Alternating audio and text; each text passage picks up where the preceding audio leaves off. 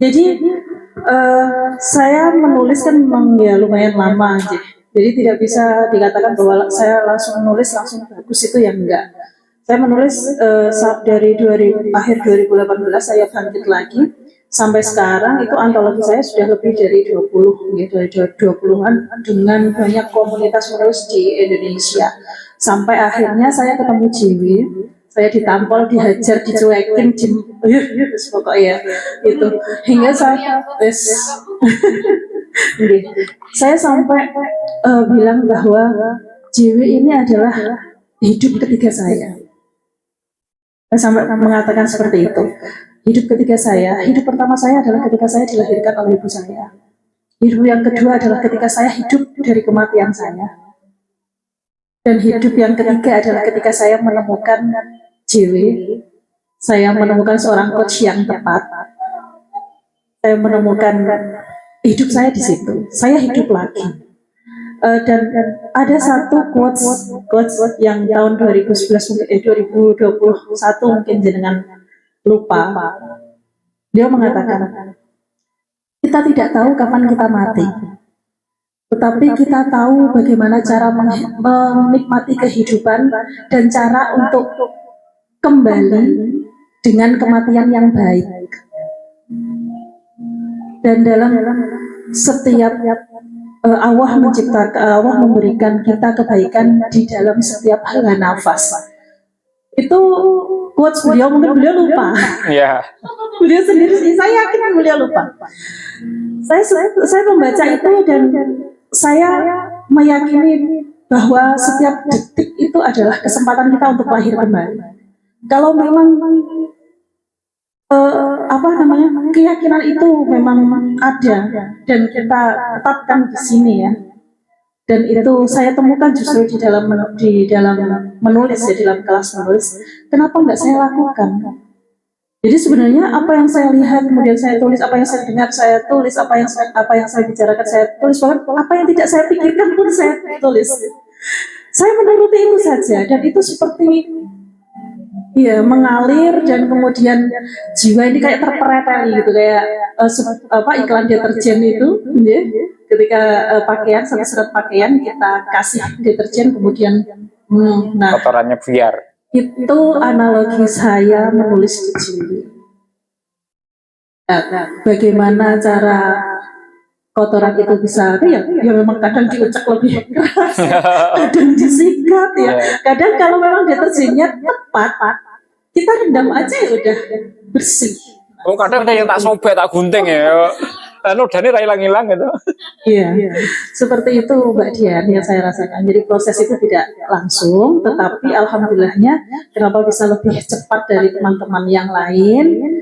Ya satu memang karena sering diasah itu tadi ya, sering diasah dengan latihan, ya dengan tampolan, dengan jangan tanya. Ayo Pak, pokoknya tanggung jawab Pak, monggo. Iya, gini. Orang itu sering salah memaknai trauma. Orang Indonesia memang tidak diajarkan untuk berpikir dengan tepat terhadap satu masalah.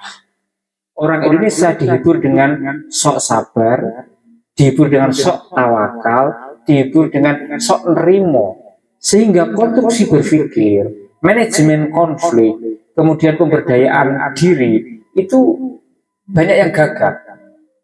Sehingga satu kesalahan itu menjadi trauma yang besar. Padahal belum tentu masalah itu layak dijadikan trauma. Kita ini kan suka mendramatisir. Masalahnya tidak sebesar itu kok tiba-tiba jadi trauma. Terus dilipat gandakan dengan perasaan. Kita itu sering termakan perasaan. Contoh, langsung kasus yang tadi. Ketika kita dapat informasi, suamimu jalan dengan itu loh. Kita tidak berpikir konstruktif dulu, tapi langsung melipat gandakan dengan perasaan. Iya ya, kemarin aku lihat juga mereka gini, suamiku malam-malam chat, diam-diam, selalu dilipat gandakan terus perasaannya. Akhirnya karena nggak berani ngomong, perasaan itu tumbuh terus. Itu doa. Jadi kalau nanti suamimu selingkuh beneran sama orang itu, bukan sama suamimu, kamu dorong kok. Dorong kamu kok. Gitu. Ya, overthinking tanpa sadar itu sama saja gini loh. Halo semesta, bantu gue dong biar suami gue selingkuh. Kan gue udah berprasangka, kalau suami gue gak selingkuh beneran kan gue malu. Gitu maknanya. Nah, Mbak, misalkan ada satu musibah besar, menjadi trauma itu wajar, tapi ingat jangan tenggelam dalam traumatis. Urip-urip ini loh Mbak, kita punya masalah, punya orang diakui, terus dipahami, setelah dipahami carikan solusi, terus disyukuri. Proses mencari solusi, bukan kalau nggak dapat solusi terus mandek, jangan. Proses kamu mencari solusi itu syukurono. Karena Tuhan nanti ngasih solusinya setelah kamu berproses mencari. Tuhan nggak mungkin ngasih solusi karena kamu setiap malam berdoa terus ada solusi, enggak. Doa yang diambil oleh Tuhan, doa yang beneran adalah dengan ikhtiar, bukan doa yang duduk terus nangis-nangis, bukan. Kenapa saya berani ngomong gitu nih ya? Ini ilmu pesantren. Ud'uni astajib lakum. Ud'uni itu bahasa terjemahan bahasa Indonesianya. Berdoalah kamu, aku kabulkan. Gak ngono, itu biasa. Karena kalau pemahaman cuma gitu, nah tapi aku berdoa terus tiap habis sholat kok nggak dikabulkan. Nah doamu salah caranya yo nggak dikabulkan, ya. Nah, karena bukan begitu terjemahannya, supaya teman-teman lebih mendalam ya. Ud'uni itu sapa wonge sing lendonga bener-bener dengan maksimal, dengan semua yang saya berikan, akal, kalbu, neuron, sel saraf, astajib, yakti bakal teman-teman tidak mungkin tidak aku kabulkan. Ud'uni astajib. Jadi kalau dalam istilah etimologi atau asal usul kata itu bentuknya itu adalah penajaman. Ud'uni astajib. Maksudnya doa yang benar itu adalah dengan upaya, dengan mengerahkan imajinasi, visualisasi. Anda dikasih akal, sedangkan doanya hanya dengan suara dan tetesan air mata. Yuk gak maksimal bro. Anda dikasih akal, yuk dongannya pakai akal. Iya cara nih, bayangkan. Aku ingin menjadi wanita sukses. Suksesnya seperti apa? Bayangin. Terus suksesnya seperti apa? Sedetail apa? Bayangin. Ciptakan dulu dalam akalmu, nanti akan tercipta dalam wujud nyata. Itu doa tuh begitu. Doanya gua akal, bro. Aja doa pakai suara tok. Ya Allah berikanlah. Ini gini, Gusti Allah nih. Itu doa mati kan. Tenanan. Anda setiap pagi saya ajarin kan menyapa semesta, terus bilang gini supaya soft, supaya Anda tidak terjadi penolakan ini. Enak ya kalau aku punya mobil Alphard. Enak ya kalau punya uang yang tidak terbatas, terus bisa jalan-jalan kemana, bolak-balik ke Mekah. Enak ya diawali dengan enak ya. Jangan begini, ini salah, afirmasi yang salah. Saya harus sukses, gak bisa. Lah kok harus sukses Gusti Allah kok? Enggak, jadi enak ya. Atau gini nih yang paling spiritual. Tuhan, gue siap lo jadi orang bahagia. Gue siap jadi orang kaya, asli. Kamu kan tahu, nggak usah gue bilangin kan. Udah seperti deh kayaknya gue. Aku padamu Gusti. Itu Gusti Allah malah tersenyum. Seneng. Dan kita ini doanya pakai nangis. Bisa nggak suka? Kita apa? Iya. Lalu gue mesti akal tapi seperangkat alat dan sistem untuk kamu kerjakan malah lu nangis tok. Bayangkan Anda punya anak, udah dikasih mainannya belum dipakai terus belum ini, aku nggak bisa main itu. Udah dipakai belum, oh santai aja kamu ini. Udah dibeli kan nggak ada seperti itu. Nah, jadi Mbak Dian, trauma itu terjadi karena kamu melipat gandakan dengan perasaanmu. Kemudian supaya tidak jadi trauma, gini loh, ini bahasa langsung praktisnya. Gue Dian keren, dikasih Tuhan masalah itu kecil. Masalah ini jadi kendaraan gue untuk menjadi Dian yang lebih baik. Nek wong Jawa diajari, ya Allah, kenapa nasibku seperti ini? Aduh. Terus orang-orang yang datang, ya kamu kasihan ya, orang baik kok diselingkuhin, masya Allah kasihan, astagfirullah. Memang saya mau jahat. Itu tahu nggak? Itu menjerumuskan orang. Jadi orang Jawa itu banyak yang nggak sadar jerumusin temennya. Sabar ya, memang dia itu jahat sama kamu. Nggak gitu. Kalau kalau yang jahat kamu ya kamu tak bilang jahat. Ini buktinya. Dia terjahat curhat tentang suaminya. Kemarin itu yang salah kamu. Nah, kamu sama suami yang begitu ngomongmu kalimatnya pakai ini, pasti diajar. Nah, kok aku tahu lah, aku sendiri kalau jadi suami tak ajar juga. Aku ngomong sebagai lelaki gitu. Enggak, jadi beruntunglah Anda yang berani curhat ke saya karena saya tidak akan membela Anda.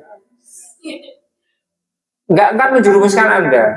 Jadi kalau memang Anda salah cara menanganinya ya saya bilang sing salah jenengan. Saya salah. Jadi trauma itu ibu-ibu muncul itu bukan karena kok coach. Itu kan kalau ada orang ngomong begini, traumaku jadi muncul lagi. Lah kamu kok goblok? Lah udah segede itu hanya satu kata kamu micu traumamu. Goblok jangan diambil sendiri, tak kasih orang aja. Kamu ambil pinternya gitu loh. Jadi bahasa gampangnya gini loh ya, manusia itu tempat salah dan lupa. Artinya ketika kamu salah itu wajar. Manusia itu dapat cobaan atau musibah, ya wajar. Mungkin menungso, kayak Gusti Allah nggak ada cobaan gitu. Loh, Nabi itu kurang apa? Rasulullah itu, dia dicoba terus kok. Lah kamu menungso biasa, dosa ini jaga itu coba mau, kan nggak adil. Makanya gini loh, biar kamu jadi hamba yang keren, nggak amatiran. Terima kasih Gusti, kamu kasih aku cobaan ini. Gue Dian itu kalau seperti ini kecil. Karena kamu sudah kasih aku akal toh.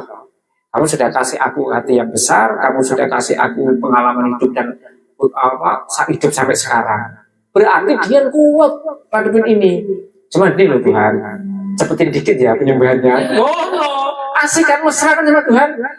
Tuhan itu maha pencemburu, dia senang dimesrai. Lah lu kalau doa itu kayak orang jauh, ya Allah yang maha pengasih, itu jauh. Tuhan itu di dalam konsep Islam sama dengan konsep agama lain. Tuhan itu maha kasih, betul. Bahkan Tuhan bukan maha kasih, Tuhan itu kasih. Saya sepakat, Tuhan itu kasih, bukan maha kasih lagi. Gak sama halnya, Tuhan itu kasih. Karena nek ora kasih menungso kuwi dicacat kabeh. Bayangkan kamu dosa ya tetap cantik, ya enggak? Kamu sering melakukan kesalahan ya dapat rezeki lancar. Loh kalau enggak kasih itu apa? Betul ya? Kamu sering galain anak-anak, galain suami, galain anak buah. Ya kayak pangkat itu kan yo kasih Tuhan itu. Maaf ya, ini bukan Bu Indah. Bukan ini. lainnya. Bukan. Inisialnya NI. Ini bukan Bu Indah ya, tapi inisialnya NI. Nah, gitu ya, Bang. Intinya adalah kita itu, maka Tuhan pernah dengar kan? Tuhan itu sesuai prasangka hambanya.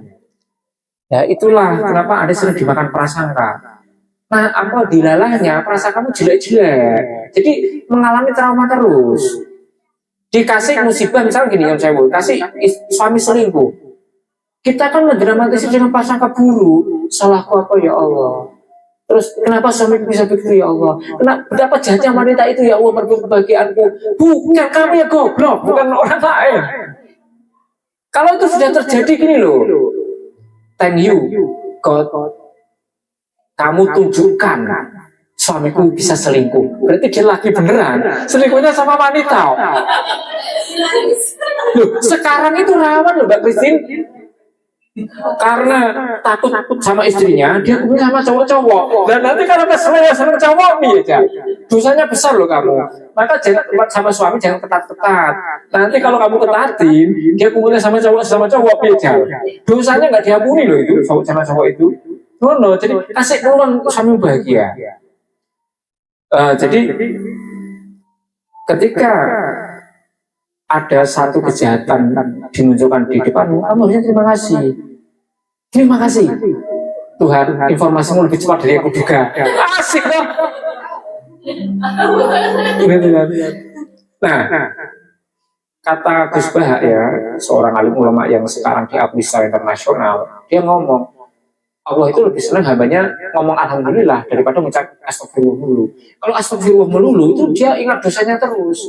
Nah, Allah itu marah. Rahmatku itu sangat besar. Dosamu itu secuil. Apa yang mau ingat dosamu, rahmatku gak mau ingat ah. Gak mau elengnya nggak rahmatku. Dia marah. Makanya alhamdulillah. Ketika tiba-tiba mau misalkan ini, kok gak naik-naik pangkat? Terima kasih Gusti. Kalau aku naik pangkat sekarang, aku sombongku meningkat-tingkat. Aku tahu kamu ngasih naik pangkatnya nanti biar catnya tepat. Yes, keren Gusti. Tapi sekarang aku pengen punya mobil Alphard. Seperti dong. Itu nggak apa-apa. Nah, yang bisa ngomong seperti itu tuh penulis. Kamu kalau ngomong gini kepada temanmu dia gila toh. Tapi coba ngomongnya gini dengan tulisanmu. Terinspirasi dia kan dia butuh itu. Jadi ibu-ibu sebenarnya penulis itu mengelupas topeng-topeng yang ada dalam kehidupan sehari-hari. Kita tuh pasti sok baik kok di dalam sehari-hari. Tapi nih pas tulis kan nggak perlu sok baik gitu loh.